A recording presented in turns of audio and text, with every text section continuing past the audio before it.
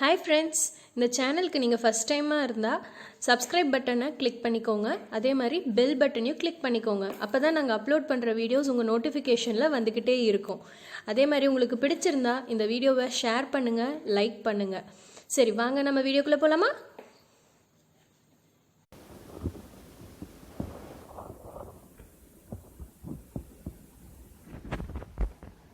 Welcome to target 190 IAS academy. இன்றைக்கி நம்ம என்ன பார்க்க போகிறோம் அப்படின்னா, எஜுகேஷன் டெவலப்மெண்ட் இன் இந்தியா. கல்வி எப்படி நம்ம இந்தியாவில் வளர்ந்துச்சு அப்படிங்கிறத பற்றி பார்க்க போகிறோம். Learning objectives: know the ancient system of education in India, understand the development of education in medieval and modern India, analyze the education development during the British rule, discuss the importance of national education policy, understand the education development in Tamil Nadu. இந்தியாவில் first பழங்காலத்துலேருந்து education system எப்படி வந்துச்சு, medieval பீரியடில் எப்படி இருந்துச்சு, modern பீரியடில் எப்படி இருந்துச்சு, British வந்ததுக்கப்புறம் எஜுகேஷன் டெவலப்மெண்ட் எப்படி இருந்துச்சு, நேஷனல் எஜுகேஷன் பாலிசியோட இம்பார்ட்டன்ஸ் என்ன, தமிழ்நாட்டில் எஜுகேஷன் சிஸ்டம் எப்படி இருந்துச்சு, அது எப்படி வளர்ந்துச்சு அப்படிங்கிறத பற்றி தான் பார்க்க போகிறோம். Knowledge is a third eye of human அப்படின்னு சொல்லி சின்ன கோட்ஸ் கொடுத்துருக்காங்க. இன்ட்ரோடக்ஷன் பார்க்கலாம். Introduction: Education is a continuous process of acquiring and sharing of knowledge, skills and values. Education is recognized as a foundation of progressive society. It plays a vital role in shaping responsible people. The world wide we live is constantly changing and developing. So to meet the challenges and overcome the obstacles, we need to be well educated and to know the role of education in human development process. Let us learn the development of education in India through the ages. அதாவது education அப்படிங்கிறது ஒரு continuous process தான். நம்ம எஜுகேஷனை acquire பண்ணி அதை மற்றவங்களுக்கு சொல்லி அதில் நம்ம நாலேஜ் வளர்த்து ஸ்கில்ஸ் அது எல்லாமே டெவலப் பண்ணிக்கிறது. இது நம்ம எஜுகேஷன் இந்த ப்ரோக்ரெசிவ் சொசைட்டியில் ரொம்ப முக்கியமான ஒரு விஷயம். இந்த வேர்ல்டு அளவில் பார்த்திங்கன்னா அந்த எஜுகேஷன் அப்படிங்கிறது கான்ஸ்டண்ட்டாக சேஞ்ச் ஆகிட்டே இருக்குது. நம்ம டே டு டே சேலஞ்சஸ் எல்லாத்தையும் மீட் பண்ணுறதுக்கு நம்ம எஜுகேஷன் அப்படிங்கிறது ரொம்ப முக்கியமான ஒரு விஷயம் அப்படிங்கிறது சொல்லியிருக்காங்க. ஹியூமன் டெவலப்மெண்ட்டுக்கு இது ரொம்ப முக்கியம்னு சொல்லிட்டு இப்போ அதை பற்றி நம்ம த்ரூ த ஏஜஸில் எப்படி இது எஜுகேஷன் சிஸ்டம் வளர்ந்து வந்திருக்கு அப்படிங்கிறத பார்க்க போகிறோம். எஜுகேஷன் ஏன்ஷியன்ட் இந்தியாவில் இந்த எஜுகேஷன் சிஸ்டம் எப்படி இருந்துச்சு அப்படிங்கிறத பற்றி பார்க்கலாம். The historical sources provide information that from very early times the tradition of teaching and learning had been worked in India. The concept of education might have originated from the Vedas. அதாவது என்ன சொல்கிறாங்கன்னா, நம்ம இந்தியாவில் பார்த்திங்கன்னா education system ஒரு education அப்படிங்கிறது மரபமாக வந்துகிட்டே இருக்குது அப்படிங்கிறத நம்ம நிறையா ஒரு சில இன்ஃபர்மேஷன் மூலமாக தெரிஞ்சுக்கலாம். எப்படின்னா சில நோட்ஸ் மூலயமாவும் அப்போ எழுதி வச்சவங்க அப்போ கதை எழுதியிருப்பாங்கள்ல, அதிலிருந்தும் தெரிஞ்சுக்கலாம்னு சொல்லியிருக்காங்க. அப்போது இப்போ வேதாஸ் அப்படிங்கிறதுலேருந்து தான் இந்த எஜுகேஷன் சிஸ்டம் அப்படிங்கிறது ஆரிஜினேட் ஆகி வந்திருக்குன்னு சொல்கிறாங்க. வேதாஸ் அப்படிங்கிறது ஒரு சான்ஸ்கிரிட் வேர்டு. அதில் வேதா அப்படின்னா நாலேஜு. இந்த வேதாங்கிறது வித் அப்படிங்கிற வேர்ட்லேருந்து டிரைவ் வந்துச்சு. அப்படின்னா டு நோ அப்படின்னு சொல்லி அர்த்தம். Our ancient education system evolved over many centuries and focused on the holistic development of the individual by taking care of both the innate and latest capacities. அதாவது என்ன சொல்கிறாங்கன்னா, ஒரு ஏன்ஷியன்ட் இந்தியாவில் ரொம்ப வருஷமாகவே ஒரு முழுமையான டெவலப்மெண்ட் ஒருத்தர் கொடுக்கணும் அப்படிங்கிறது அதோட அப்ஜெக்டிவாகவே இருந்து வந்திருக்கு. It emphasise on the values of சச்சஸ். இதில் என்னென்ன சொல்லி தராங்க அப்படின்னா, humanity, truthfulness, discipline, self reliance, respect of all creations, இதை பற்றி எல்லாமே அவங்க சொல்லித்தராங்க. சோர்ஸ் ஆஃப் லேர்னிங் எது மூலிமா அவங்க அப்போல்லாம் கற்றுக்கிட்டாங்க அப்படின்னு பார்த்தோம்னா, you must have here the names of, நம்ம சில வேர்ட்ஸில் கேள்விப்பட்டிருப்போம். பன்னினி, ஆரியபட்டா, கட்யாயானா, பதஞ்சலி, இவங்கெல்லாம் பார்த்திங்கன்னா அப்போ இருந்த ஸ்காலர்ஸ் அப்படின்னு சொல்லலாம். Various disciplines such as history, logic, interpretation, horticulture, polity, agriculture, trade, commerce, animal husbandry and archery were taught. அப்போ அந்த காலத்தில் இந்த மாதிரி வேரியஸான டிபார்ட்மெண்ட்ஸ் எல்லாம் இருந்துச்சுன்னு சொல்கிறாங்க. ஃபிசிக்கல் எஜுகேஷன் கூட இருந்துச்சு. அது ஒரு முக்கியமான ஒரு ஆக்டிவிட்டியாக கூட இருந்துச்சு. The gurus and their students work consciously together to become proficient in all aspects of learning. இந்த குருஸ் அண்ட் ஸ்டூடெண்ட்ஸ் ரெண்டு பேருமே சேர்ந்து கான்ஸ்டண்ட்டாக ஒர்க் பண்ணிகிட்டே இருப்பாங்க. அப்படி ஒர்க் பண்ணுறது பார்த்திங்கன்னா அவங்க எல்லா விஷயத்துலையுமே இந்த மேலே சொன்ன எல்லா டிபார்ட்மெண்ட் எல்லா டிசிப்ளின்ஸ்லையுமே அவங்க ஒரு ப்ராஃபிஷண்ட்டாக இருக்கணும், ஒரு மாஸ்டர்ஸாக இருக்கணும் அப்படிங்கிறதுக்காக இந்த குரு ஸ்டூடெண்ட்ஸ் எல்லாருமே ரொம்ப ஹார்ட் ஒர்க் பண்ணுவாங்க அப்படின்னு சொல்லி பார்க்கலாம். In order to assess student skills, literary debates were organized. Students at an advanced stage of learning guided younger students. A system of peer learning was also practiced like you have group work. அதாவது அப்போ என்ன பண்ணாங்க, ரொம்ப அப்போது இப்போ சின்ன பசங்களாம் அங்கே போய் சேர்றாங்க அப்படிங்கிறப்போ அந்த அந்த அங்கே வந்து அதிகமாக படிச்சிருப்பாங்கள்ல அவங்கெல்லாம் வந்து அவங்களுக்கு கைட் பண்ணுவாங்க. அங்கே டிபேட்ஸ் எல்லாம் கூட நடக்கும். எப்படின்னா நமக்கு இப்போ குரூப் ஒர்க்லாம் நடக்குது அந்த மாதிரி அங்கே டிபேட்ஸ் ஒர்க் எல்லாம் கூட அப்போ இருந்துச்சுன்னு சொல்கிறாங்க. Ancient education system in India way of life எப்படி வந்திருக்கு அப்படின்னா குருகுலா சிஸ்டம் அப்படிங்கிறது ஃபஸ்ட்டு இருந்துச்சு. In ancient India both formal and informal education existed. Formal and informal ரெண்டு வகையான எஜுகேஷன் சிஸ்டமும் இருந்துச்சு. Indigenous education was imparted home in temples. நம்ம இதில் எங்கெல்லாம் வந்து சொல்லி எஜுகேஷன் கற்றுக் கொடுத்தாங்க அப்படின்னா வீட்லேயும் கோயில்கள்லேயும் பாத்தசால்ஸ் அண்ட் குருகுலாஸ் அப்படின்னு சொல்லக்கூடிய இடத்துல எல்லாம் இந்த எஜுகேஷன் நடந்து வந்துச்சு. There are people in home and village and temple who guided young children in embedding BS way of life. Temples play அதிகமாக வந்து கோயில்களில் தான் இந்த லேர்னிங் அப்படிங்கிற ப்ராசஸ் நடந்து வந்துச்சு. அதுக்கப்புறம் இந்த குருகுலா சிஸ்டம் இந்த லேர்னிங் முடிச்சதுக்கப்புறம் அடுத்து வந்து விஹாரஸ் அண்ட் யூனிவர்சிட்டிஸ் அப்படிங்கிற அங்கெல்லாம் வந்து ஹையர் எஜுகேஷனுக்காக போக ஆரம்பித்தாங்க. Teaching was oral and students remember and meditated upon what was said in the gurukulas. அவங்க வந்து நமக்கு இருக்க மாதிரி ரிட்டர்ன்லாம் கிடையாது. அங்கே வந்து ஓரலாக அவங்க வந்து அறிவுரைகள்லாம் சொல்லுவாங்க. அதெல்லாம் அவங்க ஞாபகம் வச்சு மெடிடேட்லாம் பண்ணி அதை எப்படி இம்ப்ளிமெண்ட் பண்ணணும் அப்படிங்கிறதெல்லாம் கற்றுக்குவாங்க. Many of these curriculums were named after the sages situated in forests in serene and peaceful surroundings. இப்போ எப்படி இருக்குன்னா இந்த குருகுலாஸ் அப்படிங்கிறதுல பார்த்திங்கன்னா ஒரு காமான ஒரு பீஸ்ஃபுல்லான ஏரியாவில் காட்டுக்குள்ளே தனியாக இருப்பாங்க. அப்போ பார்த்திங்கன்னா அங்கே ஒரு குருன்னு சொல்லி ஒருத்தங்க இருப்பாங்க. அவங்கள சுற்றி வந்தாங்கன்னா பியூப்பிள்ஸ் அவங்க ஸ்டூடெண்ட்ஸ் எல்லாருமே இருப்பாங்க. அவங்க எல்லாருமே வந்து அந்த குருவோட வீட்டில் தான் தங்கி இருந்து படிச்சுட்டு வருவாங்க. அவங்க அவங்க கைட் பண்ணுறக்கு அவங்க அந்த குருவோட ஃபேமிலியில் இருக்கவங்க எல்லோரும் ஹெல்ப் பண்ணுவாங்க. அந்த ஃபேமிலி ஆஃப் த குரு இருப்பாங்க இல்லையா அவங்க எல்லாருமே வந்து அவங்கள வழி நடத்துவாங்க. ஸோ அதை வந்து நம்ம என்னென்னு சொன்னாங்க அப்படின்னா குருகுலாஸ்ன்னு சொன்னாங்க, ஆசிரமம் அப்படின்னு சொன்னாங்க. During that period the gurus and their pupils lived together helping each other in day-to-day life. The main objective was to have complete learning leading to disciplined life and realizing on interior potential. Students lived away from their homes for years together till they achieved their goals. The Gurukulas was also the place where the relationship between the Guru and the students strengthened with time. அதாவது இந்த இடத்துல இந்த ஆசிரமங்கிற இடத்துல குரு and அவங்க pupils ரெண்டு பேருமே ஒட்டுக்காக இருந்து எல்லாத்தையும் கற்றுக்குவாங்க. அவங்களுக்கு எல்லாம் சொல்லியும் கொடுப்பாங்க. மெயினாக இதோட அப்ஜெக்டிவ் என்ன அப்படின்னு பார்த்திங்கன்னா ஒரு டிசிப்ளினான லைஃப்பும் அவங்களோட இன்டீரியர் பொட்டென்ஷியல் அவங்க தெரிஞ்சுக்கணும் அப்படிங்கிறதுக்காகவும் தான் அவங்க வீட்டுக்கெல்லாம் போகவே மாட்டாங்க. வருஷக்கணக்கில் இந்த குரு கூடவே இருப்பாங்க. எப்போ அவங்களோட கோல்ஸ் எல்லாம் அச்சீவ் ஆகுதோ அவங்களுக்கு விதிக்கப்பட்டதெல்லாம் முடியுதோ அப்போ வந்து அவங்க அங்கேருந்து கிளம்பிடுவாங்க. அப்போது இந்த குரு அந்த ஸ்டூடெண்ட்னால ரிலேஷன்ஷிப் பார்த்திங்கன்னா அந்த குருகுலா சிஸ்டத்தில் ரொம்ப ஸ்ட்ராங்காக இருந்துச்சுன்னு சொல்லலாம். Many monasteries and viharas were set up for monks and nuns to meditate, debate and discuss with the learned for their quest for knowledge during this period. நிறையா மொனாஸ்ட்ரிஸ் அண்ட் விஹாரஸ் எல்லாத்தையும் உருவாக்குனாங்க. எதுக்காக அப்படின்னா அந்த மாங்க்கு நன் எல்லாமே வந்து தியானம் பண்ணுறதுக்காகவும் சில படித்தவங்க ஸ்காலர்ஸ் கூட டிபேட்ஸ் பண்ணுறதுக்காகவும் அதெல்லாம் இருந்துச்சுன்னு சொல்கிறாங்க. Around this viharas other education centres of higher learning developed with attractive students from இதுக்காக எங்கெல்லாம் வந்தாங்கன்னு பார்த்திங்கன்னா China, Korea, Tibet, Burma, Ceylon, Java, Nepal other நிறையா கண்ட்ரீஸ்லேருந்து இங்கே வர ஆரம்பித்தாங்கன்னு சொல்கிறாங்க. இப்போ விஹாராஸ் அண்ட் யூனிவர்சிட்டிஸ் அப்படிங்கிறது புத்திஸ்ட் பீரியடில் எப்படி இருந்துச்சு அப்படின்னு பார்க்கலாம். டூ யூ நோ பார்த்திங்கன்னா Taxila was an ancient Indian city which is now in northwestern Pakistan. இது டாக்ஸிலா அப்படிங்கிறது பார்த்திங்கன்னா இந்தியாவோட ஒரு ஏன்ஷியன் சிட்டி தான். பட் அது இப்போ எங்கே இருக்குது அப்படின்னு பார்த்திங்கன்னா நார்த் வெஸ்டர்ன் பாகிஸ்தானில் இருக்குது. It is an important archaeological side. இது வந்து ஒரு முக்கியமான தொல்பொருள் ஆராய்ச்சி பண்ணுற இடம். யுனெஸ்கோ வந்து ஒரு வேர்ல்டு ஹெரிட்டேஜ் சைட் அப்படின்னு சொல்லி 1980 டிக்ளேர் பண்ணுறாங்க. இங்கே தான் இந்த இடத்துல என்ன இருந்துச்சு அப்படின்னு பார்த்தீங்கன்னா சாணக்கியாஸ் ஆரம்பித்த யூனிவர்சிட்டிஸ் இருந்துச்சு. இதை யார் கண்டுபிடிச்சாங்க அப்படின்னு பார்த்தீங்கன்னா archaeologist Alexander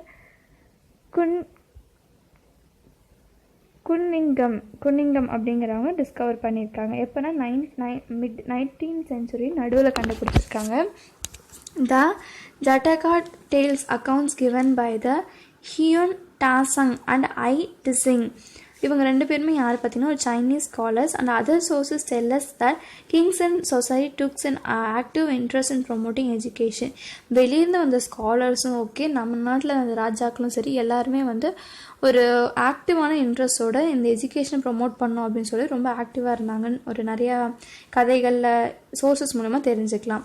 through monasteries and viharas Buddhist scholars carried out the education work. அப்போ வந்து இந்த புத்திஸ்ட் ஸ்காலர்ஸ் இந்த மாங்ஸ் எல்லாம் என்ன பண்ணாங்க அப்படின்னா இந்த விஹாராஸ் அண்ட் மோனஸ்ட்ரீஸ் மூலிமா அவங்களோட எஜுகேஷனல் ஒர்க்ஸை நடத்திட்டு இருந்தாங்க. As a result many famous education centres வந்து நிறைய இருந்துச்சு.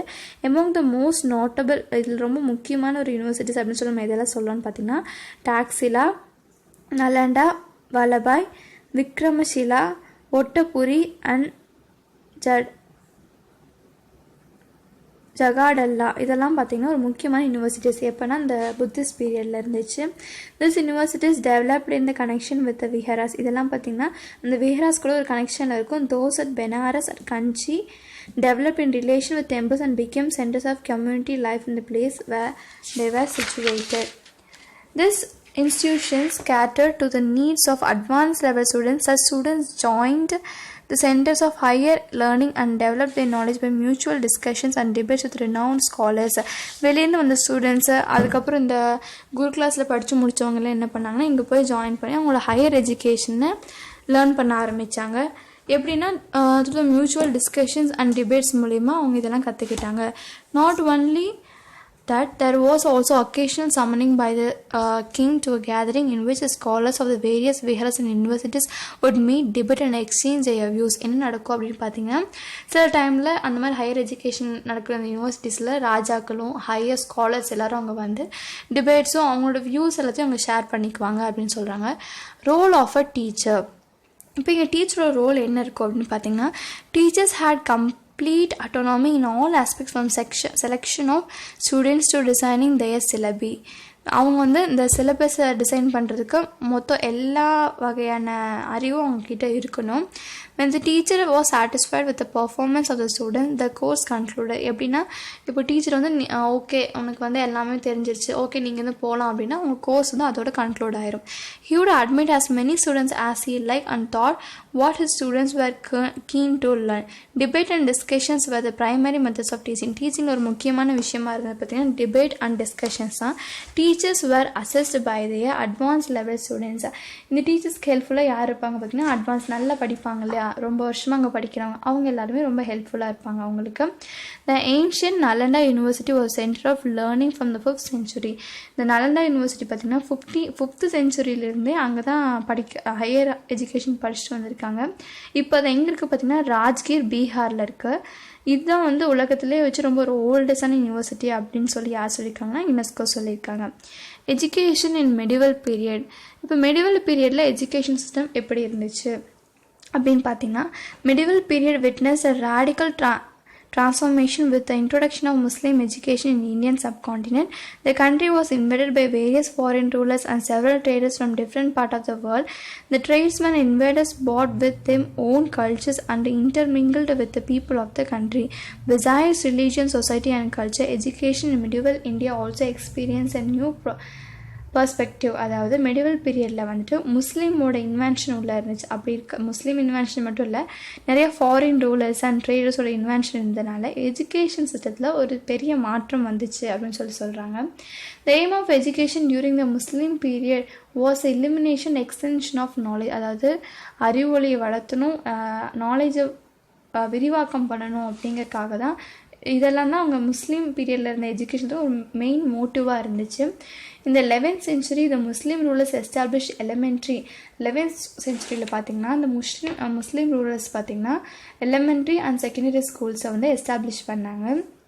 Education developed with a fresh aspect during that period. There was excellent interaction between the Indian and Islamic tradition in all fields of knowledge like theology, religion, philosophy, fine arts, painting, architecture, mathematics, medicine and astronomy. இந்த மாதிரி எல்லா ப்ராஸ்பெக்டிவ்லேயும் வந்து Indian tradition and Islamic ட்ரெடிஷனில் வந்து ஒரு மேஜரான ஒரு இன்ட்ராக்ஷன் இருந்துச்சு. அதனால் எஜுகேஷன் டெவலப்மெண்ட் ஒரு ஃப்ரெஷ் ஆஸ்பெக்டில் டெவலப் ஆக ஆரம்பிச்சது அப்படின்னு சொல்கிறாங்க. However before the arrival of Muslims வந்து நம்ம ஊருக்கு வர்றதுக்கு முன்னாடி நம்ம எஜுகேஷன் சிஸ்டம் ஒரு டெவலப்டான ஒரு இடத்துல தான் இருந்துச்சு. முஸ்லீம் ரூலர்ஸ் என்ன பண்ணாங்கன்னு பார்த்தீங்கன்னா அர்பன் எஜுகேஷன் கொண்டு வந்தாங்க. அதாவது கிராமத்தில் இருக்கிறவங்களுக்கும் படிப்பு சொல்லித்தரணும்னு சொல்லி கொண்டு வந்தாங்க. நிறைய லைப்ரரிஸு அந்த மாதிரிலாம் உருவாக்குனாங்க. அவங்க வந்து ப்ரைமரி ஸ்கூல்ஸு உருவாக்குனாங்க. ப்ரைமரி அண்ட் செகண்டரி ஸ்கூல்ஸ் நடத்தி உருவாக்குனா ப்ரைமரி ஸ்கூல்ஸை வந்து மக்டாப்ஸ் அப்படின்னும் செகண்டரி ஸ்கூல்ஸை வந்து மதராஸ் அப்படின்னு சொல்லிட்டு கொண்டு வந்தாங்க. செவரல் மதரசாஸை வந்து கொண்டு வந்தாங்க by the sultans. The main objective of this madrasas was to train and educate the scholars who would become eligible for the civil service. இந்த இல்துமிஷ் அப்படிங்கிறவங்க தான் பார்த்தீங்கன்னா டெல்லியில் ஃபஸ்ட்டு மதரசாவை கொண்டு வராங்க. அதுக்கப்புறமா நிறைய மதரசாஸ் உருவாக ஆரம்பிச்சிச்சு. However before the arrival of Muslims in India the system of education in medieval India was under the control of ulema. அதாவது எஜுகேஷன் சிஸ்டத்தை பார்த்திங்கன்னா இந்த மெடிவல் பீரியடில் யாரோட கண்ட்ரோலில் இருந்துச்சுன்னு பார்த்திங்கன்னா உலிமா. During those days education was related religious. அப்போல்லாம் பார்த்திங்கன்னா எஜுகேஷன் அப்படிங்கிற அறிவுசார் அப்படிங்கிறது இல்லாமல் மத சார்ந்து இருந்துச்சுன்னு சொல்கிறாங்க. ஹவெவர் வேரியஸ் சப்ஜெக்ட்ஸ் அது போக நிறைய சப்ஜெக்ட்ஸும் வச்சுருந்தாங்க. Medicine, Arabic literature, grammar, philosophy அதெல்லாமே சொல்லி கொடுத்தாலும் மெயினாக அந்த அவங்க ரிலீஜனை வந்து சொல்லித்தரக்காக தான் இருந்துச்சு. History states that Arab and Central Asian people brought Muslim education models to India in both the medieval and early modern periods. Women education in India was prevalent during the medieval period. இந்த medieval periodல பார்த்தீங்கன்னா women education அப்படிங்கிறது நடைமுறையில் தான் இருந்துட்டு வந்துச்சு. Raja Jai Singh of Jaipur encouraged learning of scientific subjects. Besides, many institutions were started by private individuals as well. Madrasa of Ghaziuddin in Delhi and the Madrasa of Maulana Sadruddin at Shahjahanabad இதெல்லாம் பார்த்திங்கன்னா அங்கே நிறைய எங்கெல்லாம் மதரசாஸ் இருந்துச்சு அப்படின்னு சொல்லியிருக்காங்க. இன் லேட்டர் இந்த மெடிவல் எராக்கு அப்புறம் எப்படி இருந்துச்சு அப்படின்னு பார்த்தீங்கன்னா அந்த பிரிட்டிஷ் அப்படிங்கிறவங்க இந்தியாவுக்குள்ளே வரப்போ அவங்களோட இங்கிலீஷ் சிஸ்டத்தை கொண்டு வந்தாங்க. எப்படின்னா அவங்க த்ரூ த யூரோப்பியன் மிஷினரிஸ் அங்கே ஸ்காலர்ஸாக இருப்பாங்க இல்லையா, அவங்க மூலயமா அவங்களோட இங்கிலீஷ் எஜுகேஷன் இங்கே கொண்டு வந்தாங்க. Various universities and thousands of college எல்லாமே இங்கே வந்து ஃபார்ம் பண்ணி எஜுகேஷன் அப்படிங்கிறது நல்லா பாப்புலராக பண்ண ஆரம்பிச்சிட்டாங்க. இப்போ அடுத்து பார்த்திங்கன்னா do you know the medieval period saw the founding of many religious mud or monasteries which also took up the cause of education. The Ahobila Mutt in Srirangam was one among them, whereas Sri Ramanuja has made distinctive contribution to the cause of education. இந்த ஹோலிபா முத் அப்படிங்கிற இடத்துல தான், அது வந்து ஸ்ரீரங்கத்தில் இருக்குது. அங்கே தான் இந்த ராமானுஜர் அப்படிங்கிறவங்க பார்த்திங்கன்னா அவங்களோட எஜுகேஷனை சொல்லி கொடுத்துட்டு இருந்தாங்க அப்படின்னு சொல்லலாம். Besides Muth, Jain, Pallis, Buddhist viharas played a vital role in educating people wherever they existed. They had large libraries of books in all branches of learning. அதாவது என்னென்னா இந்த மாதிரி இந்த முஸ்லீம்ஸ் பீரியடில் ஒரு பக்கம் போயிட்டு இருந்தாலும் எங்கெல்லாம் வந்து இந்த ஜெயின்ஸோட பள்ளிஸ் அண்ட் புத்திஸ்டோட விஹரஸ் எங்கெல்லாம் அவங்க வச்சு அவங்களோட ஸ்கூல்ஸ் அண்ட் ஆசிரமம்ஸ் இருந்துச்சோ அங்கே எல்லாமே அவங்க சொல்லி கொடுத்துட்டு தான் இருந்தாங்க. வித் த ஹெல்ப் ஆஃப் நிறைய புக்கு வச்சுருந்தாங்கன்னு சொல்கிறாங்க. மாடர்ன் சிஸ்டம் ஆஃப் எஜுகேஷன் எப்படி வளர்ந்துச்சு அப்படின்னு சொல்லி பார்த்தீங்கன்னா the beginning of the modern system of Indian education can be traced to the efforts of Christian missionaries who arrived in India in the wake of European occupation. As a result of their efforts, many institutions were established across India. These institutions imparted Western as well as Indian education. அதாவது இந்த modern system of education அப்படிங்கிறது எப்போ வருது அப்படின்னு பார்த்தீங்கன்னா English east India company இல்லைன்னா Europeans வந்து இந்தியாவுக்குள்ளே வர்றப்போ தான். அப்போ பார்த்திங்கன்னா நிறைய இந்த கிறிஸ்டின் மிஷினரிஸ் தான் உள்ள வந்து அவங்களோட எஜுகேஷன் சிஸ்டத்தை இங்கே விரிவு பண்ண ஆரம்பித்தாங்க. ரோல் ஆஃப் கிறிஸ்டியன் மிஷினரிஸ் வந்து என்ன பண்ணாங்க அப்படின்னு பார்த்தீங்கன்னா Europeans came to India for trade and establishing trading companies. Europeans எதுக்காக வந்தாங்கன்னு பார்த்தீங்கன்னா வாணிபம் பண்ணுறதுக்காகவும் நிறைய கம்பெனிஸ் உருவாக்குறதுக்காக தான் வந்தாங்க. பட் ஆனால் அவங்க என்ன பண்ணாங்கன்னா நிறைய லேண்ட் அண்ட் நிறைய கோட்டைகள் எல்லாத்தையும் கைப்பற்ற ஆரம்பிச்சிட்டாங்க. Later they wanted to spread their culture. அதனால் என்னென்னா அவங்களோட கல்ச்சரை வந்து இந்தியன்ஸ்குள்ளே கொண்டு வரணும் அப்படிங்கிறதுக்காக ஸ்ப்ரெட் பண்ணணும் அப்படின்னு நினச்சாங்க. அதுக்காக தான் வந்து இந்த கிறிஸ்டியன் மிஷினரிஸை வந்து அங்கேருந்து வர வச்சாங்க. The Europeans thought that they could make Indians understand the administration religious theories better if they could impart education to the local people in their own method. இப்போ அவங்களுக்கு நம்ம மக்களுக்கு புரிகிற வகையில் வந்து நம்மளோட அட்மினிஸ்ட்ரேஷன் சிஸ்டத்தையும் நம்ம ரிலீஜன் பற்றியும் நம்ம வந்து சொல்கிறோம் அப்படிங்கிறப்போ நம்ம வந்து ஈஸியாக ஸ்ப்ரெட் பண்ணிடலாம் இந்தியன்ஸ்குள்ளே அப்படின்னு நினைக்கிறாங்க. ஸோ அதனால் என்ன பண்ணுறாங்க பார்த்தீங்கன்னா நிறைய எஜுகேஷன் இன்ஸ்டிடியூஷன்ஸை ஆரம்பிக்கிறாங்க. அப்போ போர்ட்டுகீஸ்லேருந்து வந்தவங்க தான் ஃபஸ்ட்டு இந்த மாடர்ன் எஜுகேஷன் சிஸ்டத்தை ஸ்டார்ட் பண்ணுறாங்க. யாருன்னு பார்த்தீங்கன்னா Francis Xavier Jesuit started university at கொச்சினில் ஒரு யூனிவர்சிட்டி ஆரம்பிக்கிறாங்க. அதுக்கப்புறமா நிறைய ப்ரைமரி ஸ்கூல்ஸும் ஆரம்பிக்கிறாங்க. இந்த ஃபஸ்ட்டு காலேஜ் ஒரு டிகிரி கம்ப்ளீஷன் அப்படிங்கிறத ஃபஸ்ட்டு ஒரு காலேஜில் கொண்டு வராங்க. அந்த காலேஜ் பார்த்திங்கன்னா கோவாவில் இருக்க. இன் 1575 அந்த காலேஜை உருவாக்குறாங்க. Where Christianity, logic, grammar, music were taught. அங்கே வந்து கிறிஸ்டியானிட்டி, லாஜிக், கிராமர் எல்லாமே சொல்லித்தராங்க. John Grander was one of the most zealous pioneer and was perhaps the first missionary in India to introduce education for non-Christian children. இந்த John கிர்னாண்டர் அப்படிங்கிறவங்க தான் பார்த்திங்கன்னா ஃபஸ்ட்டெல்லாம் கிறிஸ்டியன்ஸுக்கு மட்டும் சொல்லி கொடுத்துட்டு இருந்தாங்க இந்த பிரிட்டிஷ்கார. அதுக்கப்புறமா பார்த்திங்கன்னா நான் கிறிஸ்டியன் சில்ட்ரன்ஸ்க்கும் வந்து நம்ம இது சொல்லிக் கொடுக்கணும் அப்படின்னு சொல்லி அவங்களுக்கும் ஒரு எஜுகேஷனை கொண்டு வராரு. In 1812 Doctor CS John established 20 free reading schools in Tranquebar. அதாவது 20 ஃப்ரீ ரீடிங் ஸ்கூல்ஸை வந்து சார் சிஎஸ் ஜான் அப்படிங்கிறவங்க கொண்டு வராங்க. ஃபாலோட் பை த போர்ட்டுகீஸ்க்கு அப்புறம் வந்த அந்த ஃப்ரெஞ்சு பார்த்திங்கன்னா நிறைய இன்ஸ்டிடியூஷன்ஸை ஓப்பன் பண்ணி அவங்க ஃப்ரெஞ்சு லாங்குவேஜை சொல்லிக் கொடுக்க ஆரம்பித்தாங்க. 2 German bishops namely Ziegenbalg and Plutschau started schools and training colleges for teachers in Travancore. இவங்க 2 பேரும் சேர்ந்து ஒரு ஸ்கூல்ஸ் அண்ட் காலேஜெலாம் உருவாக்கி டீச்சர்ஸுக்கு ட்ரைனிங் கொடுத்துட்டு இருந்தாங்க. After the arrival of English East India Company in 1600 இந்த இங்கிலீஷ் ஈஸ்ட் இந்தியா கம்பெனி வந்ததுக்கப்புறம் பார்த்திங்கன்னா அவங்களுக்கு வந்து இங்கிலீஷில் வந்து இன்ஸ்ட்ரக்ஷன்ஸ் கொடுக்கப்பட்டுச்சு. கிராஜுவலி சான்ஸ்கிரிட் காலேஜஸ் ஒரு ஓப்பன். அதனால சான்ஸ்கிரிட் காலேஜ் பார்த்திங்கன்னா மெட்ராஸ் அண்ட் பெனாரஸில் ஓப்பன் பண்ணாங்க. The first bishop of Calcutta the reserve doctor Middleton started a missionary college at Calcutta. அப்போ வந்து இந்த மிஷனரிஸ்க்காக ஒரு காலேஜை வந்து இவர் உருவாக்குறாரு, டாக்டர் மில்டன் அப்படிங்கிறவங்க. which become famous for the அதுக்கப்புறம் அது கல்கட்டாவில் வந்து இப்போ பிஷப்ஸ் காலேஜ் அப்படின்னு சொல்லி ஃபேமஸ் ஆகிடுச்சு. Mount start Elphinstone was actually a strong advocate of vernacular education, but on his retirement in 1827, his admirers collected funds and established a college offering English classes named the Elphinstone College at Bombay. அதாவது இந்த mount start Elphinstone அப்படிங்கிறவங்க ரொம்ப ஸ்ட்ராங்கான ஒரு education இங்கிலீஷில் வந்து education கொடுக்கணும் அப்படின்னு சொல்லி ரொம்ப ஸ்ட்ராங்காக போராடினவர். அதுக்கப்புறம் அவர் ரிட்டையர்மெண்ட் ஆனதுக்கப்புறமா அவங்களோட ஃபாலோவர்ஸ் எல்லாம் சேர்ந்து ஃபண்டெல்லாம் கலெக்ட் பண்ணி இங்கிலீஷ் கிளாஸஸை வந்து ஆஃபர் பண்ணுறாங்க. அதுக்கு எப்படி பேர் வைக்கிறாங்கன்னா எல்ஃபின்ஸ்டன் காலேஜ் அப்படின்னு சொல்லி பாம்பேயில் ஒரு காலேஜ் நிறுவுறாங்க. Missionaries made a good deal of attempt for the propagation of education in India. Due to their efforts, many institutions were established. These institutions imparted Western education as well as Indian education. Western education plus Indian education ரெண்டுமே வந்து அவங்களால வழங்கப்பட்டதுன்னு சொல்கிறாங்க. Education in the British ரூலில் வந்து education எப்படி இருந்துச்சு அப்படி இதெல்லாம் வந்து யூரோப்பியன்ஸ் இன்வைட், அதாவது ஃப்ரெஞ்சும் போர்ட்டுகீஸும் இருந்தப்போ. அதுக்கப்புறம் இந்த பிரிட்டிஷ் என்ன பண்ணுறாங்கன்னு பார்த்தீங்கன்னா பிரிட்டிஷ் காலகட்டத்தில் இருந்த இந்த எஜுகேஷனை 4 பிரிக்கிறாங்க.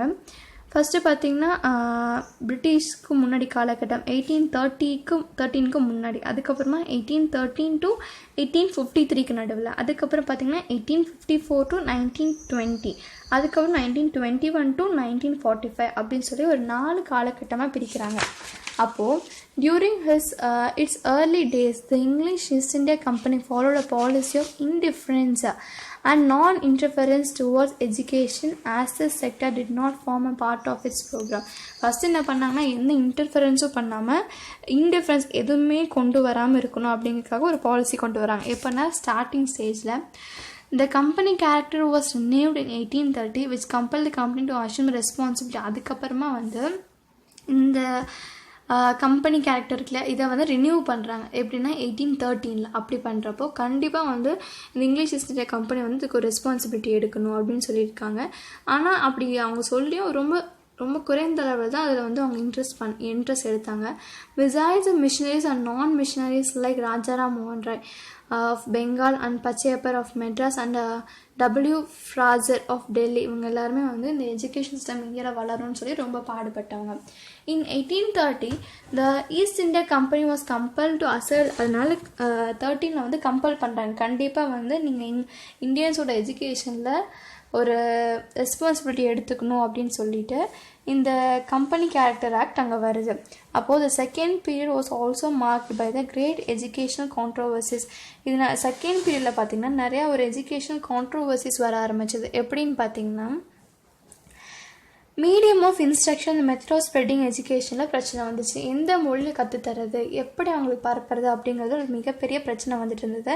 ஃபர்ஸ்ட் பார்த்திங்கன்னா இந்த orientalist who supported the prevention of oriental learning and use of Sanskrit and Persian as a medium of instruction. அப்போ அங்கே இருந்தவங்க வந்து இந்த சான்ஸ்கிரிட் அண்ட் பெர்ஷியன் மொழியில் வந்து நம்ம சொல்லித்தரது ஒத்து வராது அப்படிங்கிற மாதிரி சொல்லிட்டு இருந்தாங்க. அதுக்கப்புறமா வந்து இந்த ஆங்கிலிசிஸ்ட் அவங்க வந்து என்ன பண்ணுறாங்கன்னா வெஸ்டர்ன் நாலேஜை வந்து நம்ம இங்கிலீஷில் சொல்லித்தரலாம் அப்படின்னு சொல்லி கொண்டு வராங்க. தேர்ட் செக்ஷன் என்ன பண்ணுறாங்கன்னு பார்த்தீங்கன்னா இந்தியன் லாங்குவேஜ் நீங்கள் வந்து சொல்லிக் கொடுக்கலாம் அப்படின்னு சொல்லி சொல்கிறாங்க. இதெல்லாம் வந்து ஒரு மிகப்பெரிய பிரச்சனையாக போயிட்டு இருந்தது. அப்போ இதுக்கு நடுவில் பார்த்தீங்கன்னா இந்த மேக்வில்லே மினிட்ஸ் அப்படிங்கிறவங்க 1835 என்ன பண்ணுறாங்கன்னா அவர் வந்து இதுக்கு ஒரு முடிவு கொண்டு வராரு. அப்படி அவர் முடிவு கொண்டு வந்தும் பார்த்திங்கன்னா இந்த கான்ட்ரோவர்சிஸ் வந்து 1854 வரைக்குமே வந்துட்டு அப்படியே தான் இருந்துச்சு. அதாவது 1835 வந்து இவர் வந்து சரி எல்லாரும் இங்கிலீஷே சொல்லிக் கொடுக்க ஆரம்பிச்சிருங்க அப்படின்னு சொன்னாலும் அந்த கான்ட்ரோவர்சி பார்த்திங்கன்னா 1854 வரைக்கும் அது பிரச்சனையாகவே தான் இருந்துச்சு. இந்த தேர்ட் ஃபேஸில் பார்த்திங்கன்னா பிரிட்டிஷ் வந்து எஜுகேஷன் சிஸ்டத்துக்குள்ளே வராங்க. ஆல் இண்டியா எஜுகேஷன் பாலிசி அப்படின்னு சொல்லி ஒன்று கொண்டு வந்து it commences with Sir Charles Wood's despatch in 1854. இதை வந்து ஆல் இண்டியா எஜுகேஷன் பாலிசி அப்படிங்கிறத கொண்டு வராங்க. The Wood's despatch is called Magna Carta of. அவங்க கொண்டு வந்ததான் நம்ம என்னென்னு சொல்கிறோம் அப்படின்னா Magna Carta of English education in India because it was a first declaration of. அப்போது இது ஏன் Magna Carta of English education in இந்தியான்னு சொல்கிறாங்க பார்த்தீங்கன்னா ஃபஸ்ட்டு இந்தியாவுக்குள்ளே இருக்கிற எஜுகேஷனை வந்து பிரிட்டிஷ் வந்து இன்ஃப்ளூயன்ஸ் பண்ணலாம் அப்படின்னு சொல்லிட்டு ஒரு மேக்னா கட்டாவும் விதிமுறைகளை உருவாக்குறாங்க. இந்த ஃபோர்த் ஃபேஸ் பார்த்திங்கன்னா பீரியட் ஆஃப் ப்ராவின்ஷியல் ஆட்டோனமி. இந்த act of 1935 ushered as a new era of educational advancement through the country. The new programs were hit hard by the worldwide economic depression in 1929. The introduction of complete provincial autonomy by the Government of India Act 1935 further strengthened the position of provincial ministers of education. நிறைய இந்த world லெவலில் நடந்துட்டு இருந்த இந்த economic டிப்ரெஷனால் என்ன ஆச்சுன்னு பார்த்தீங்கன்னா இங்கே இந்தியாவில் இருந்தக்கூடிய ப்ராவின்ஷியல் மினிஸ்டர்ஸ் ஆஃப் எஜுகேஷன்ஸுக்கு இருந்த சில மினிஸ்டர்ஸ் இருப்பாங்க. அவங்க எல்லாத்துக்குமே வந்து ஸ்ட்ரென்த்து ரொம்ப பவர் வர ஆரம்பிச்சிது. ஆஃப்டர் செகண்ட் வேர்ல்டு வார்க்கு அப்புறம் பார்த்திங்கன்னா ரொம்ப முக்கியமான பிளான் எல்லாமே வந்து எஜுகேஷன் டெவலப்மெண்ட்டுக்காக கொண்டு வந்தாங்க. அது நம்ம என்ன சொல்லுவோம் அப்படின்னா ஸ்ட்ரேஜென்ட் ரிப்போர்ட் அப்படின்னு சொல்லி கொண்டு வராங்க 1944. This blue print had a powerful influence on the contemporary education both in thought as well as in practice. அதை நடைமுறையில் கொண்டு வரக்கும் சொல்லித்தரக்காகவும் நிறைய பவர்ஃபுல்லான ஒரு ப்ளூ பிரிண்ட் தான் அந்த ஸ்ட்ரேஜ் ரிப்போர்ட் அப்படின்னு சொல்லி சொல்கிறாங்க. Wardha scheme of education in 1937 ஒரு ஸ்கீம் ஆஃப் எஜுகேஷன் ஒன்று கொண்டு வராங்க. இன் 1937 Gandhiji evolved a scheme popularly known as Vardha system of basic education, national education. The principle of non-violence was the base of Gandhiji's scheme of basic education. இதை கொண்டு வந்தது காந்திஜி. அவரோட பேசிக் principal non violence, அதிலிருந்து ஒரு பேசிக் education தான் இந்த வர்தா சிஸ்டம் ஆஃப் எஜுகேஷன் தான் அவர் கொண்டு வந்திருக்காரு. Through this scheme he wanted to develop those qualities for ஃபியூச்சரில் வரக்கூடிய சிட்டிசன்ஸ்க்கு இந்த ஸ்கீம் மூலிமா சில குவாலிட்டிஸை வந்து டெவலப் பண்ணணும் அப்படின்னு சொல்லி நினச்சாரு. ஒரு நான் வயலண்டான சொசைட்டியை உருவாக்கணும் அப்படிங்கிறதுக்காக இந்த வர்தா சிஸ்டம் ஆஃப் எஜுகேஷனை வந்து கொண்டு வராரு. இந்த மேம் பார்த்திங்கன்னா எஜுகேஷன் சென்டர்ஸ் எங்கெல்லாம் இருந்துச்சு, டாக்ஸிலா, டெல்லி, ஜெய்ப்பூர், வல்லபாய், பாம்பே, வர்தா, பெனாரஸ், விக்ரம்ஷிலா, நலண்டா, கல்கட்டா, கஞ்சி, மெட்ராஸ், சிதம்பரம், ஸ்ரீரங்கம், கொச்சின், மதுரை, தஞ்சாவூர், இங்கெல்லாமே வந்து எஜுகேஷன் சென்டர்ஸாக இருந்துச்சுன்னு சொல்கிறாங்க. அதுக்கப்புறம் எஜுகேஷன் இதெல்லாம் பார்த்திங்கன்னா ஃபஸ்ட் நம்ம ஏன்ஷியன் பார்த்தோம், மெடிவல் பார்த்தோம், மாடர்ன் இந்தியா பார்த்தோம்.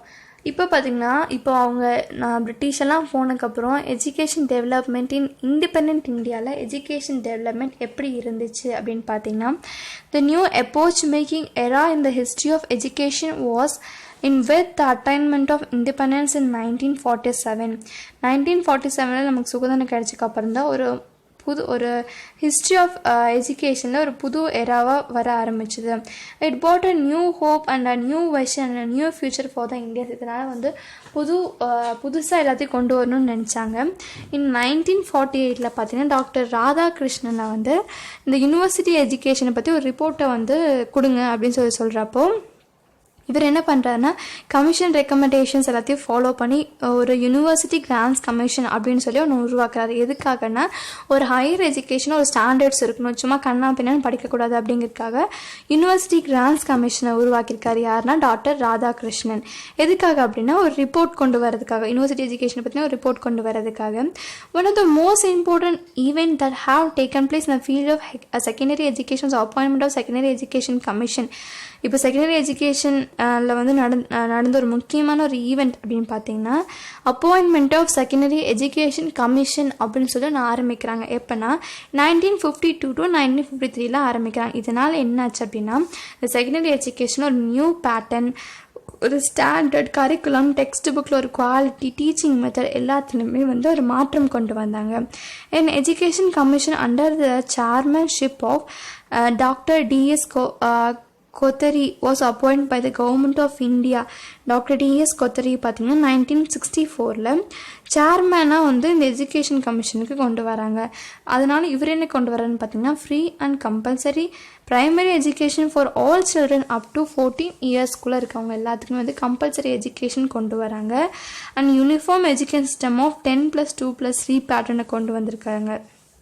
National policy on education. இப்போ இந்த நேஷ்னல் பாலிசி ஆன் எஜுகேஷன் அப்படிங்கிறது என்னென்னு பார்க்கலாம். The first national education policy of 1968 marked a significant step in the history of education in post-independent India. It aimed to promote national progress and sense of common citizenship and culture and to strengthen national integration.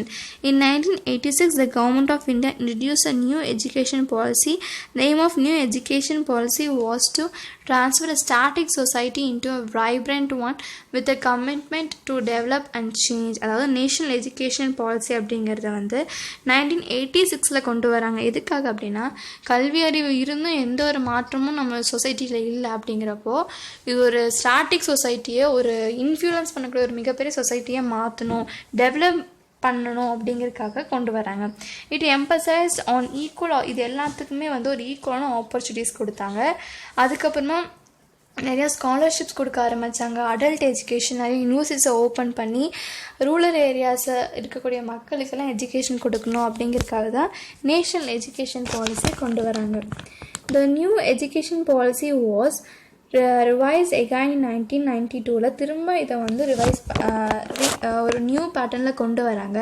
It envisaged the formulation of a national curriculum framework, emphasized on service education, improvement of facilities and streamlining of the evaluation system of secondary stage. secondary stage இருக்கக்கூடிய இந்த education சிஸ்டத்தை ஒரு line பண்ணி கொண்டு வரணும். இதுக்கு இப்படி தான் ஒரு ரூல்ஸ் அண்ட் ரெகுலேஷன்ஸ் இருக்கணும், இது இவ்வளோ ஃபெசிலிட்டிஸ் இருக்கணும், இத்தனை சர்வீஸ் எல்லாம் அங்கே இருக்கணும் அப்படிங்கிறத கொண்டு வராங்க. அடுத்து பார்த்திங்கன்னா சர்வ சிக்ஷா அபியான் அண்ட் ராஷ்ட்ரிய மத்தியமிக் சிக்ஷா அபியான் அப்படின்னு சொல்லி 2 திட்டத்தை கொண்டு வராங்க. The Sarva Shiksha Abhiyan is a Government of India flagship program that was launched in 2000 to 2001 கொண்டு வரப்பட்டது தான் இந்த சர்வ சிக்ஷா அபியான். இது எதுக்காக அப்படின்னா யூனிவர்சல் எலிமெண்ட்ரி எஜுகேஷன், எல்லாத்துக்கும் அடிப்படையான கல்வி கொடுக்கணும் அப்படிங்கிறதுக்காக கொண்டு வராங்க. அதுக்கப்புறமா இந்த சர்வ சிக்ஷா அபியான் யார் is now the primary vehicle for implementing the provisions of the right of children to free and compulsory education act. இந்த ஃப்ரீ அண்ட் கம்பல்சரி எஜுகேஷன் கொண்டு வந்தாங்க இல்லையா, அது எல்லாத்தையும் வழிநடத்தி கொண்டு போகிறது யார் பார்த்திங்கன்னா சர்வ சிக்ஷா அபியானில் இருக்கக்கூடிய இந்த law and committee. Right to education provinces provides free and compulsory education to all children from the age of 6 to 14 years. 2009 கொண்டு வரப்பட்ட அந்த ரைட் டு எஜுகேஷன் ஆக்ட்னால 6 to 14 இயர்ஸ்குள்ளே இருக்கவங்க எல்லாருமே வந்து கம்பல்சரியாக படிக்கணும் அப்படின்னு சொல்லி கொண்டு வந்தாங்க. The SSA initiates a variety of innovation and activities related to school. Some important activities include providing the midday meal and stipends for students, the setting up of school management committees, and promotion of teaching learning materials for class rooms. அதாவது நிறைய கொண்டு வந்தாங்க. என்னென்னா mid டே meal scheme, நிறைய உதவித்தொகை வழங்குறது, அதுக்கப்புறமா மத்தியானம் சாப்பாடு கொடுக்கறது, கிளாஸ் ரூம் அண்ட் டீச்சர்ஸ் தேவையான மெட்டீரியல்ஸ் கொடுக்கறது, இதெல்லாமே கொண்டு வந்தாங்க. ராஷ்ட்ரிய மத்தியமிக் சிக்ஷா அபியான் அப்படிங்கிறது பார்த்திங்கன்னா centrally sponsored scheme for universalisation of access and improvement of quality education at the secondary stage. சர்வ சிக்ஷா அபியான் அப்படிங்கிறது பார்த்திங்கன்னா எலிமெண்ட்ரி ஸ்டேஜ். அதே ராஷ்ட்ரிய மத்தியமிக் சிக்ஷா அபியான் பார்த்திங்கன்னா secondary stage, which was implemented during. இது எப்போ கொண்டு வந்தாங்க அப்படின்னா 11th 5-year பிளான் பீரியடில் கொண்டு வந்தாங்க. இதோட மெயின் எய்ம் என்னன்னு பார்த்திங்கன்னா ஒரு குவாலிட்டியான எஜுகேஷனும் ஒரு அஃபோர்டபுள் ப்ரைஸில் எல்லாத்துக்குமே அவைலபிளாக வந்து இருக்கணும். யாருக்கு பார்த்திங்கன்னா இந்த 15 to 16 ஏஜ் கேட்டகரியில் இருக்கவங்களுக்கு இது கிடைக்கணும் அப்படிங்கிறதுக்காக கொண்டு வந்திருக்காங்க. என்ன மாதிரியான ஃபெசிலிட்டிஸ் எல்லாம் இருக்கணும்னு அவங்க நினச்சாங்க அப்படின்னு பார்த்திங்கன்னா science lab, libraries, in service training, that is இந்த NSS ஸ்கவுட்ஸ் எல்லாம் இருக்கலாம், அதெல்லாம் வரணும்னு நினச்சாங்க. கம்ப்யூட்டர் சார்ந்த படிப்புகள், அதை சார்ந்து படிக்கிறது, cocurricular activities, teaching, learning aid, அந்த மாதிரி நிறைய கொண்டு வந்தாங்க. The Union Budget 2018-19 proposed to give school education holistic without segmentation from preschool to class 12th. Samagra Siksha, and to be prepared with the broader goal of improving school effectiveness measured in terms of equal opportunities and equitable learning outcomes. It subsumes the scheme SSA and RMSA. In 2017, a committee was constituted by the Ministry of Human Resource Development to draft the National Education Policy. This committee submitted the report in 2009. அதாவது மொத்தமாக அப்போ கொண்டு வரப்பட்ட இந்த ரிப்போர்ட்டுக்காக அவர் உருவாக்குன இந்த university grants கமிஷன்லேருந்து 2019 வந்து அந்த ரிப்போர்ட்டை வந்து இவங்க சப்மிட் பண்ணுறாங்க அப்படின்னு சொல்கிறாங்க. நேஷ்னல் எஜுகேஷன் டெவலப்மெண்ட் இன் தமிழ்நாடு. தமிழ்நாட்டில் இந்த எஜுகேஷன் டெவலப்மெண்ட் அப்படிங்கிறது எப்படி இருந்துச்சு அப்படின்னு பார்த்தீங்கன்னா, the pattern of education in Tamil Nadu was not merely reading and understanding the books but listening to the learned persons. சும்மா படிச்சுட்டு எழுதுறது வந்து நம்மளோட எஜுகேஷன் சிஸ்டம் கிடையாது. ஸ்காலர் சொல்கிறத காது கொடுத்து கேட்டு அதுலேருந்து நாலேஜ் லேர்ன் பண்ணிக்கிறது. இந்த திருக்குறள் இருக்கு இல்லையா, அதில் என்ன சொல்கிறாங்க பார்த்திங்கன்னா, படிக்காதனால வரக்கூடிய பிரச்சனைகளையும் படிப்பு எவ்வளோ முக்கியம் அப்படிங்கிறதையும் சொல்கிறாங்க. ஏன் இது பழங்காலத்தில் பார்த்திங்கன்னா பள்ளிகள் அப்படின்னு சொல்லி வச்சுருந்தாங்க. அங்கே பார்த்திங்கன்னா கணக்காயர் அப்படிங்கிறவங்க டீச்சரை வந்து கணக்காயர்னு சொல்லுவாங்க. The significant development took place in the field of education during இந்த பல்லவா பீரியடில் பார்த்திங்கன்னா இது வந்து ஒரு மிகப்பெரிய டெவலப்மெண்ட்டில் தமிழ்நாட்டில் இருந்துச்சு. கட்டிகா அப்படிங்கிறது பார்த்திங்கன்னா ஒரு எஜுகேஷன் இன்ஸ்டிடியூஷன்ஸ். அங்கே வந்து இந்த பல்லவா கிங்ஸ் வந்து அவங்கக்கிட்ட இருக்கக்கூடிய பணம் மூலயமா அங்கே வந்து ஒரு எஜுகேஷன் இன்ஸ்டிடியூஷன் நிறுவி எஜுகேஷன் சொல்லி கொடுத்துட்டு இருந்தாங்க. வைஷ்ணவா அண்ட் சைவ முக்ஸ் அப்படிங்கிறவங்க பார்த்திங்கன்னா சொல்லி கொடுத்துட்டு இருந்தாங்க. அங்கேருந்து தங்கி வந்து டீச்சர் ஸ்டூடெண்ட்ஸ் 2 பேருமே அங்கே தங்கி படிக்கிற மாதிரியான ஒரு எஜுகேஷன் சிஸ்டத்தை கொண்டு வந்திருந்தாங்க. Hyun dancing gives a graphic picture about Kanchi Buddhist centre and Kanchi was consider as a main center of learning. அப்போ காஞ்சியில் தமிழ்நாட்டில் பார்த்திங்கன்னா காஞ்சி தான் வந்து ஒரு முக்கியமான ஒரு எஜுகேஷ்னல் சென்டராக இருந்துச்சு அப்படிங்கிறத பார்த்திங்கன்னா ஹயூன் டான்சங் அப்படிங்கிறவங்க சொல்லியிருக்காங்க. இந்த சோலா பீரியட் பார்த்திங்கன்னா most brilliant and creative period அப்படின்னு சொல்லலாம். ஏன் அப்படின்னா Tamil education enjoy the greater connection with religion and temple. நம்மளோட தமிழ்நாட்டு எஜுகேஷன் பார்த்திங்கன்னா ரொம்ப கனெக்டோட ஒரு எப்படி சொல்கிறது, ரிலீஜன் அதாவது மதம் அண்ட் இந்த கோயில் ரெண்டத்தையும் வந்து அது கூட ரொம்ப கனெக்ஷனோடு தான் இருந்துச்சு. Free education was given to பீப்புளுக்கு பார்த்திங்கன்னா ஃப்ரீ எஜுகேஷன் கொடுக்க ஆரம்பித்தாங்க. The curriculum and the syllabi had a theoretical background from the inscription of that period. We can gain knowledge about the qualification of teacher, method of teaching, salary of teacher, good food provided to students and the land given to the schools, etc.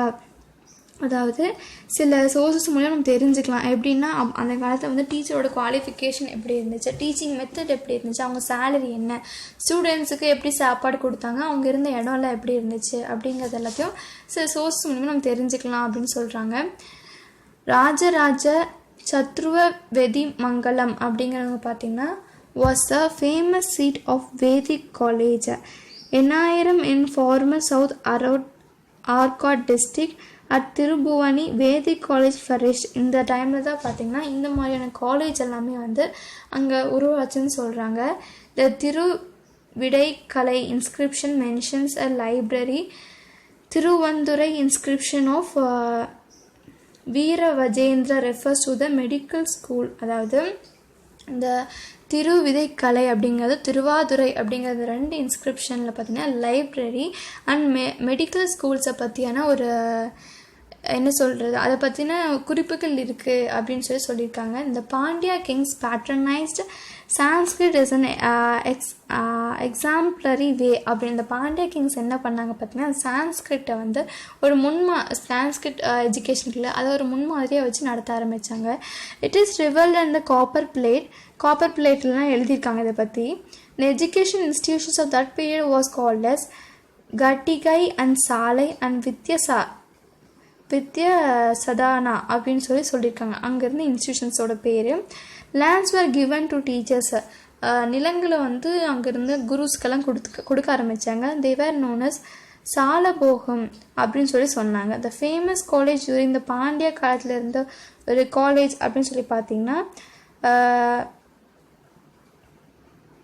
கதலூர் சாலை அப்படிங்கிற ஒரு school வந்து ரொம்ப ஃபேமஸாக இருந்துச்சு. Mutts occupied a significant place in the promotion of education. இந்த முட்ஸ் அப்படிங்கிறவங்க பார்த்திங்கன்னா மாங்க்குன்னு கூட சொல்லலாம். அவங்கெல்லாம் வந்து இந்த ப்ரமோஷன் ஆஃப் எஜுகேஷனில் ஒரு முக்கியமான பார்ட்டாக இருந்துட்டு வந்திருக்காங்க. Learning flourished under the Vijayanagar rule. இந்த விஜயநகர் ரூலில் பார்த்திங்கன்னா கல்வி சார்ந்த வேலை வந்து ரொம்ப அதிகமாக நடக்க ஆரம்பிச்சுது. அதுக்கப்புறம் பார்த்திங்கன்னா மெனி எஜுகேஷன் இன்ஸ்டிடியூஷன்ஸில் வந்து கொண்டு வர நிறைய எஜுகேஷன் இன்ஸ்டிடியூஷன்ஸை கொண்டு வந்தாங்க. திண்ணை பள்ளிக்கூடம் was established during the Nayakkar rule. அதாவது நாயக்கர் காலத்தில் திண்ணை பள்ளிக்கூடம் அப்படிங்கிறத கொண்டு வர ஆரம்பித்தாங்க. மாடர்ன் பீரியடில் எப்படி நம்ம தமிழ்நாட்டில் இருந்துச்சு பார்த்திங்கன்னா Fernandez, who came to Madurai during the time of Veerappa Nayak, established a primary school.